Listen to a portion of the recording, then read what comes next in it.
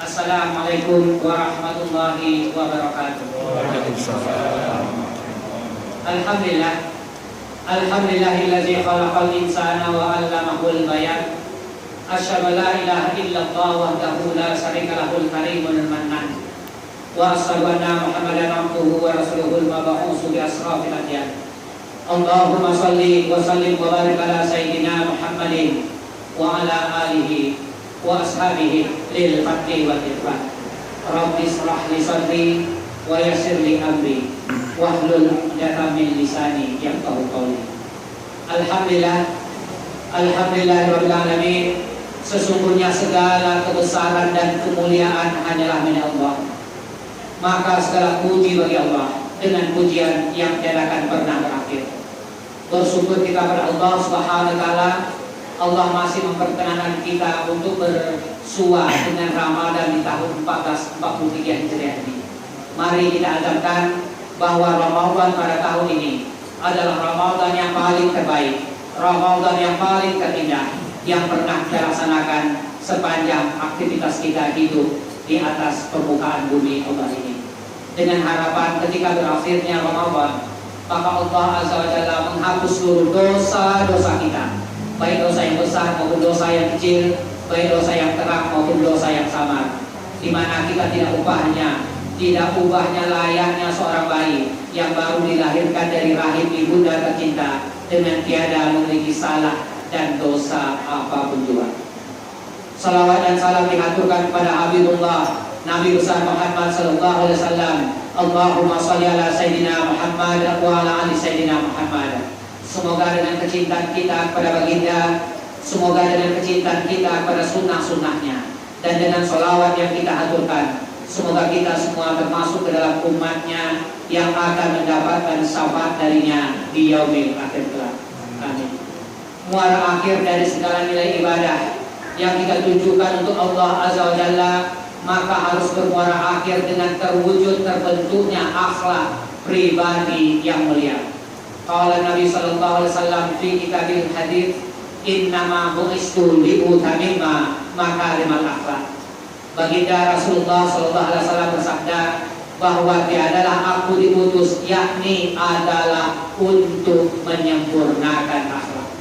Dengan demikian mari kita sempurnakan akhlak kita. Akhlak kita pada istri tercinta, akhlak kita pada suami yang tercinta, akhlak kita pada anak-anak yang kita sayangi, akhlak kita pada hamba ta'ala dan jiran tetangga, terutama kualitas akhlak kita kepada kedua orang tua kita. Yang kami hormati Ketua Pengurus Masjid, Imam Masjid Jamiatul Muslimin yang dirahmati Allah Subhanahu wa taala, bapak-bapak, ibu-ibu, anak-anak kami, dan para orang tua kami yang dirahmati oleh Allah Subhanahu wa taala. Adapun renungan tausiah Ramadan kita di malam yang mulia ini, yakni penyebab terjadinya bencana atau musibah. Bapak-bapak, ibu-ibu, saudara-saudaraku, dan para orang tua kami yang dirahmati dan terdapat beberapa hal di mana terjadinya musibah atau bencana ini dapat terjadi. Di dalam hal ini, musibah tersebut mungkin akan menimpa seorang individu ataupun keluarganya ataupun dalam bentuk komunitas yang kecil. Tidak ada satu orang pun yang menginginkan dirinya sakit. Tidak ada satu orang pun yang menginginkan dirinya terjadi kecelakaan dalam berkendaraan, baik itu apakah sepeda motor atau melalui mobil yang dikendarai. Dan tidak ada orang yang menginginkan rumahnya terbakar. Di dalam hal ini, maka Allah Azza wa Jalla mengingatkan kepada kita, qul la yusibana illa ma kataballahu lana. Katakanlah, tidak akan menimpa kami kecuali dari apa yang telah ditetapkan Allah kepada kami. Bapak-bapak, ibu-ibu, saudara-saudaraku, dan para orang tua kami yang dirahmati Allah. Bagi kita yang tertimpa musibah, suatu penyakit, suatu keadaan yang tidak kita inginkan, ataupun keluarga yang kita sayangi tertimpa suatu musibah, maka sebenarnya Allah Azza wa Jalla berkeinginan untuk menaikkan derajat kita. Dengan cobaan, ujian yang melanda tersebut, apakah kita mampu untuk bersabar apa tidak? Apabila kita mampu bersabar, maka Allah Subhanahu wa Ta'ala akan menaikkan derajat kita. Dan ketika kita tertimpa suatu musibah atau cobaan, maka Allah Azza wa Jalla telah memberikan petunjuknya kepada kita. Wasta'inu bis sabri was shalah. Carilah pertolongan Allah dengan sabar dan sholat. Bapak-bapak, ibu-ibu, saudara-saudaraku, dan para orang tua kami yang dirahmati oleh Allah, sabar tersebut akan mengangkat derajat kita. Dan dengan sabar tersebut, rahmat Allah, kasih sayang Allah akan tercurah kepada kita. Sabar tersebut tidak hanya akan mengundang rahmat Allah, kasih sayang Allah dalam kehidupan dunia ini. Apabila seorang manusia meninggal dunia dan dimasukkan ke dalam kuburnya, maka akan berkumpullah seluruh amal soleh kita mengelilingi mayit di dalam kubur tersebut. Kita dikelilingi oleh amal soleh sholat, amal soleh zakat, amal soleh puasa, amal soleh sedekah, dan kita akan juga didampingi oleh amal soleh sabar kita ketika kita hidup di atas permukaan bumi. Maka ketika itu, ketika amal soleh yang lain tidak mampu melindungi kita, tidak mampu untuk memberikan pertolongan kepada kita, maka akan berkatalah amal soleh sabar kepada amal soleh yang lain, silakan kalian membela mayit ini, akan tetapi apabila kalian tidak mampu membelanya, maka akulah yang akan membela. Demikian amal soleh sabar berkata kepada amal soleh yang lain. Jadi dengan demikian, sabar di dalam menghadapi musibah, maka akan mengundang rahmat Allah, kasih sayang Allah untuk mengangkat derajat manusia. Dan selain itu, di alam kubur, maka amal soleh sabar akan menjadi hujah kita, pembela kita ketika kita masuk ke liang lahat, kesendirian yang sunyi, maka amal soleh sabar akan membela kita. Bapak-bapak, ibu-ibu, saudara-saudaraku, dan para orang tua kami yang dirahmati Allah. Selanjutnya, ada juga bencana atau musibah yang akan melanda suatu kaum. Di dalam hal ini, Al-Quranul Karim maupun baginda Rasulullah SAW telah menyampaikan penyebab-penyebab turunnya bencana musibah yang melanda dalam kehidupan manusia dalam suatu tempat.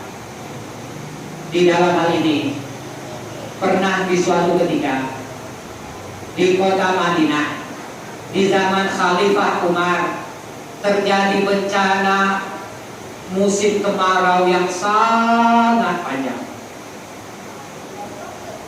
Dengan kemarau yang sangat panjang tersebut, sulitnya umat Islam ataupun umat-umat yang lain, bahkan hewan ternak untuk mendapatkan air.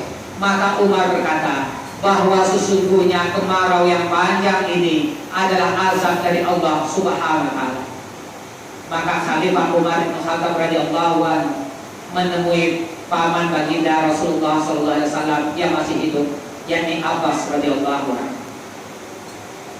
Khalifah Umar menyampaikan, dan pada saat itu paman dan Nabi Abbas radhiyallahu anhu menyuruh agar umat Islam berkumpul, baik tua maupun muda, baik besar maupun kecil, dan termasuk hewan-hewan ternak dikumpulkan dalam suatu tanah lapang yang luas, memohon untuk pertolongan Allah turunnya hujan. Dan di saat itu Abbas radhiyallahu katakan di dalam khutbahnya bahwa bencana itu terjadi disebabkan karena dosa, dan bencana tidak akan berakhir kecuali dengan taubat.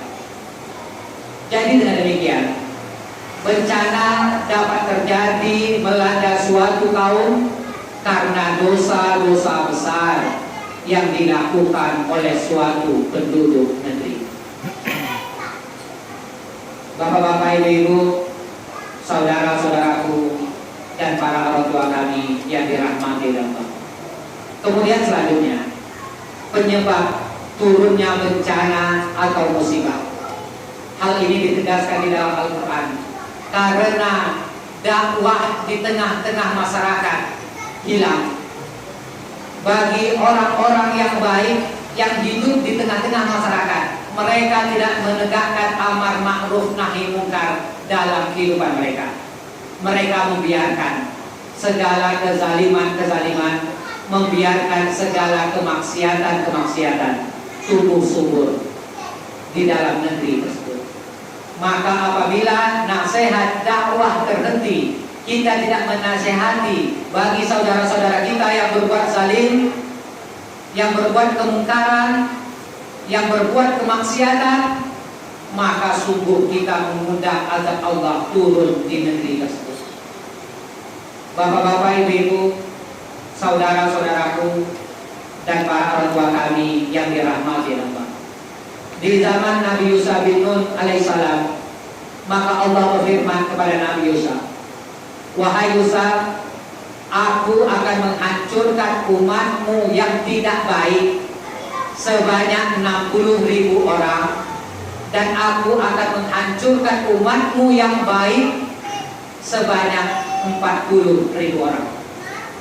Mendengar dari apa yang difirmankan oleh Allah Subhanahu wa taala tersebut, maka berkatalah Yusuf, "Ya Allah, apabila Engkau akan menghancurkan umatku yang tidak baik, maka dapat aku pahami. Akan tetapi mengapa umatku yang baik turut Engkau hancurkan, ya Allah?" Maka Allah berfirman, "Wahai Yusuf, sesungguhnya orang-orang yang baik yang hidup di tengah-tengah mereka, yang hidup di tengah-tengah orang yang baik tersebut, tidak menegakkan amar ma'ruf nahi mungkar bersama mereka. Mereka membiarkan kezaliman. Mereka duduk, minum, dan makan bersama mereka." Jadi dengan demikian, apabila amar ma'ruf nahi mungkar ini tidak kita tegakkan dalam kehidupan kita, maka kita mengundang azab Allah. Ketika azab Allah turun, tidak hanya menimpa kepada orang-orang yang tidak baik, azab Allah tersebut juga turun menimpa kepada orang-orang yang soleh, orang-orang yang baik. Bapak-bapak, ibu-ibu, saudara-saudaraku, dan para orang tua kami yang dirahmati Allah. Wal takum minkum ummatun yad'una ila khair. Akan tetapi Allah Azza wa Jalla telah memberikan pujiannya kepada kita umat baginda Rasulullah SAW.